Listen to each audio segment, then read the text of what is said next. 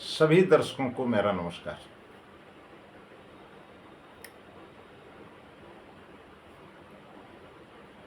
सूर्य का वृष राशि में गोचर 15 मई 2024। जो गोचर होता है वो 1 माह के लिए रहता है। 1 माह के बाद में राशि परिवर्तन होगा।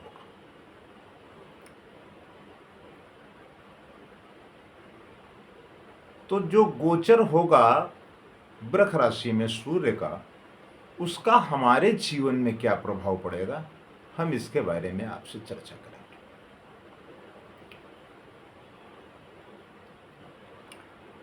यह प्रभाव कितना अनुकूल होगा, कितना प्रतिकूल होगा और कितना हमारे लिए सकारात्मक है और कितना नकारात्मक है, इन दोनों विषयों पर हम आपसे चर्चा करेंगे और विस्तार से हम आपको जानकारी देंगे कि मेष से लगा करके मीन राशि तक के जो हमारे जातक हैं उनके जीवन में इसका क्या प्रभाव पड़ने वाला। सूर्य जो है वो पृथ्वी का सबसे प्रकाशवान और सबसे बड़ा ग्रह है और सबसे ज्यादा ऊर्जावान है, चूंकि इसको ऊर्जा का सबसे बड़ा स्रोत बताया गया है। अगर हम बात करें खगोल विज्ञान के अनुसार, सभी ग्रह सूर्य के चारों ओर चक्कर लगाते हैं। वहीं अगर हम वैदिक ज्योतिष के आधार पर बात करें तो पृथ्वी को स्थिर ग्रह के रूप में देखा जाता है, बाकी सभी ग्रह इसके चक्कर लगाते हैं।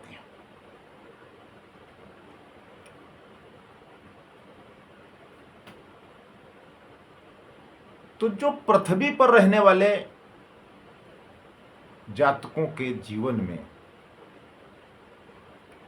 समय समय पर अपना प्रभाव छोड़ते रहते हैं। अब सूर्य का जो वृष राशि में गोचर है वो कितना प्रभावशाली होगा,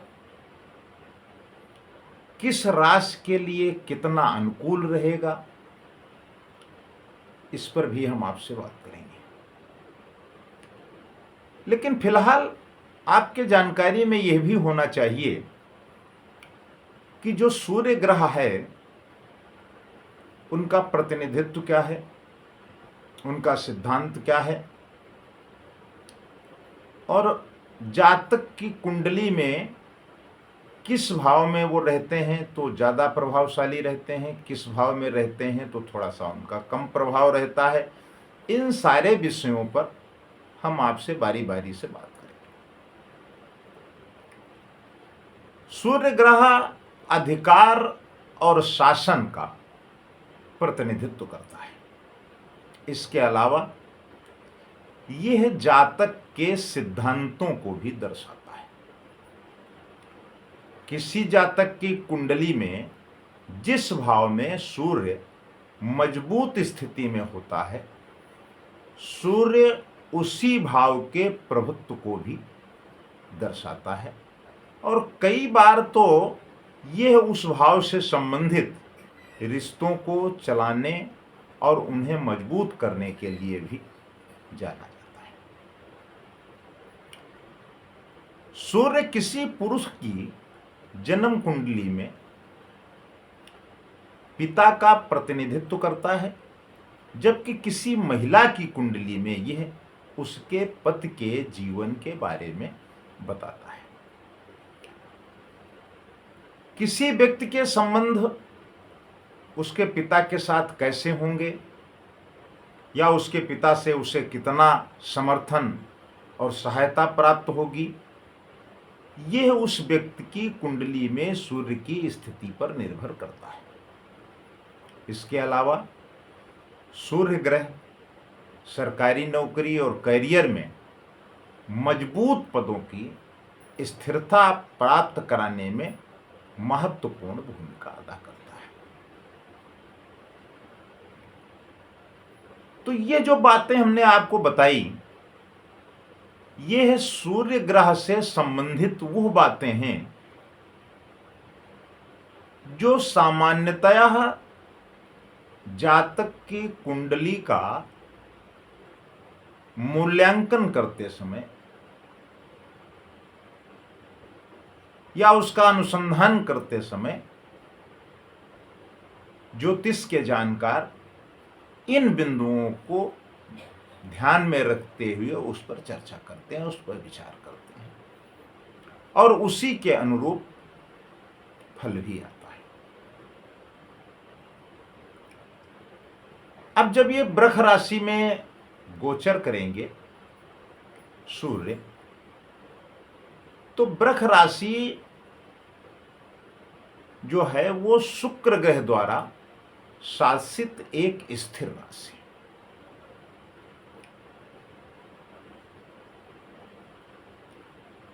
अब वृष राशि के जो जातक हैं उनका क्या तौर तरीका है काम करने का कि पहले वो काम को प्रारंभ कर देते हैं और बाद में उसके परिणाम पर विचार करते हैं। अब इस पृथ्वी तत्व की राशि में सूर्य की स्थिति जातकों के अंदर अपने प्रयासों में सफलता हासिल करने का जुनून पैदा करती है। यानी कि वृषभ राशि में सूर्य की स्थिति जातक के अंदर दृढ़ता लाती है, उसके इरादों को मजबूत बनाती है। इसके अलावा यह जातकों को अपनी ख्वाहिशों के प्रति गंभीर बनाता है तथा उनके आत्मविश्वास को भी बढ़ाता है, जिससे जातक अपने फैसलों पर अडिग और अजेय होते हैं।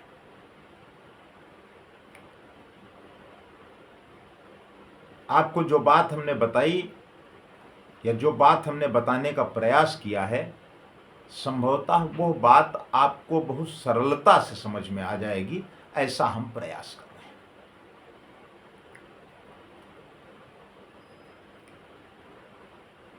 अब गोचर की अवधि काल में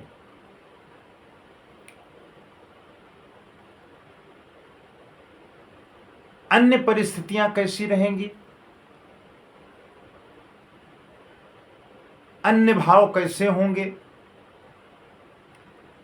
कब से कब तक गोचर रहेगा, यह भी जानना आवश्यक है। सूर्य का गोचर वृष राशि में 15 मई 2024 दिन रविवार को सुबह 5:45 से प्रारंभ होगा और ये 15 जून 2024 को शाम 12:19 तक रहेगा।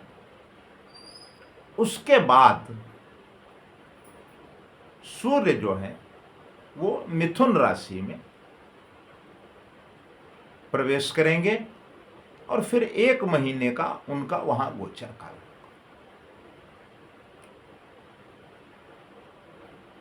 तो जब वृष राशि में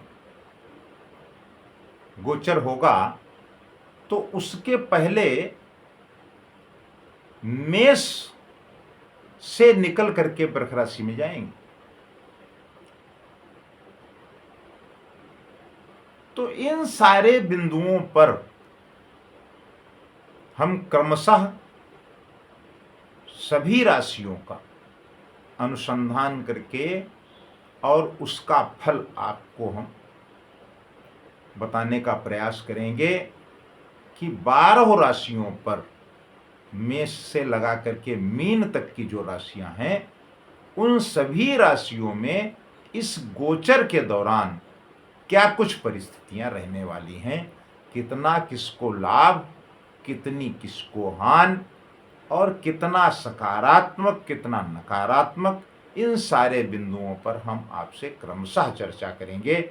आप हमारे साथ जुड़े रहें और हमारे साथ जुड़ने के लिए एस्ट्रो वेद प्रकाश शास्त्री चैनल को सब्सक्राइब करें, बेल आइकन को दबाएं ताकि जो हमारा नया नोटिफिकेशन है वो आप तक पहुंचता रहे और आपको वो सारी जानकारियां प्राप्त होती रहें जो जानकारी हम आपको अपने अनुसंधान के माध्यम से आप तक पहुंचाना चाहते हैं। और मेरा ये प्रयास रहता है कि इन सारे बिंदुओं की जानकारी आपको प्राप्त हो ताकि आप उसका समय समय पर लाभ उठा सकें। यही हमारी चेष्टा रहती है, यही हमारी इच्छा रहती है, इसी के अनुरूप हम काम करते हैं। इस विश्लेषण के साथ इस बात को यहीं समाप्त करते हैं और यह विश्लेषण आप सुने ताकि जो राशियों का तथ्यात्मक अनुसंधान विश्लेषण आप तक पहुँचे, वो आपकी समझ में आ जाए कि सूर्य जो है वो किस तरीके के ग्रह हैं, वृष राशि किसका प्रतिनिधित्व करती है, सूर्य कहाँ कहाँ क्या क्या हमारे जीवन में परिवर्तन कर सकते हैं, क्या क्या वो विशेषताएं ला सकते हैं, कहाँ कहाँ हमें दिक्कतें पैदा हो सकती हैं। इन सारे बिंदुओं पर हमने आपसे चर्चा की। शायद आपकी समझ में ये बात अच्छे से आ जाएगी और इसके बाद में जब हम आपको राशि के अनुसार बताने का प्रयास करेंगे क्रमशः, तो वो बात आसानी से आप समझ सकेंगे। आज के लिए बस इतना ही। नमस्कार।